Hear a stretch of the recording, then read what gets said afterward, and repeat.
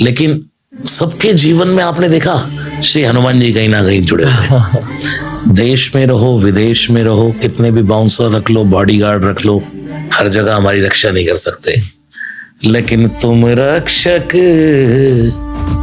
काहू को डरना, जिसकी रक्षा हनुमान जी करें उसका बिगाड़े कौन।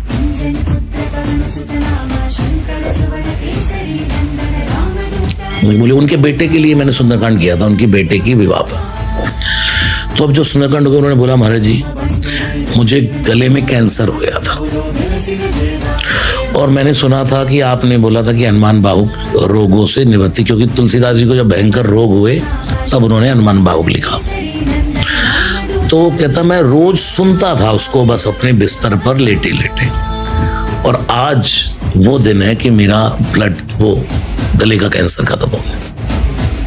ये उसका मानना है, और मैं, ये तो कोई बड़ी बात है ही नहीं। नासै रोग हरे सब पीरा।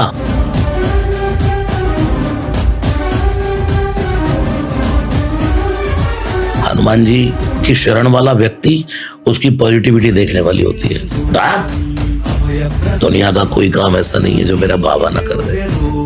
दुर्गम का तू एक बार आगे तो बढ़, क्योंकि आप देखो आज दुनिया में जितने राम जी के मंदिर नहीं, इतने हनुमान जी के मंदिर हैं। और एक बार हनुमान जी का नाम आ जाए तो कोई भी हो सनातन धर्म का, उसकी फिर कोई नेगेटिव वर्ड नहीं आ सकता हनुमान जी के लिए। मौन हो जाता है फिर वो।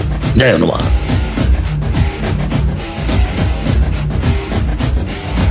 कि लेडीज को हनुमान जी की पूजा नहीं करनी चाहिए। लोग कहते हैं कि पंचमुखी हनुमान जी को आप तंत्र विधि के लिए यूज करते हैं। अरे हनुमान जी तो खुद ही भूत पिशाच को दूर भगाते हैं, ये सब बुरी विधियों को दूर भगाते हैं। तो लोग ऐसा आजकल ही बनाने लगे हैं कि पंचमुखी हनुमान जी है तो तंत्र पूजा के लिए ही यूज होंगे।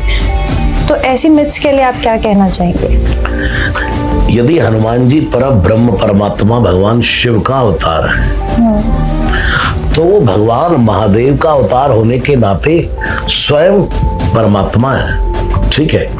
और परमात्मा स्त्री पुरुष नहीं देखता है, लिंग भेद परमात्मा के यहां नहीं है, ये तो मनुष्य ने किया।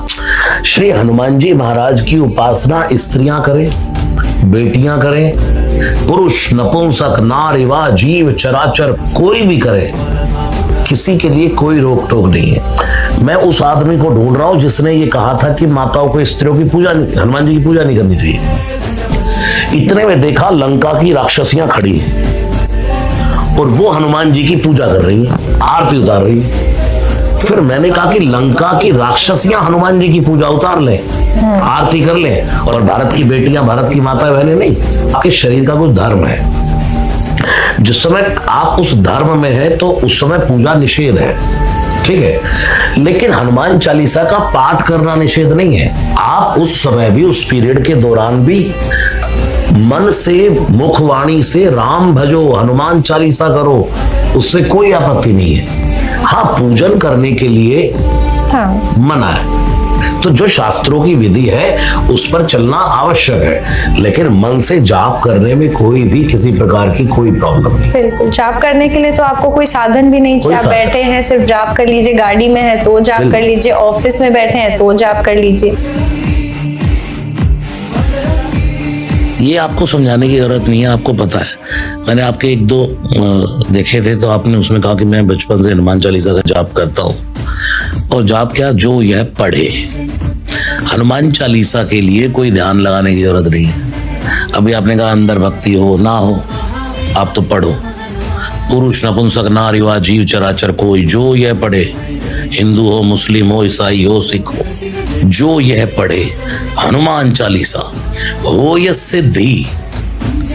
क्या गारंटी है? तुलसीदास जी कहते गारंटी मैं थोड़ी ना ले रहा हूं, कौन ले रहा है? साखी गौरीसा। गौरीसा कौन?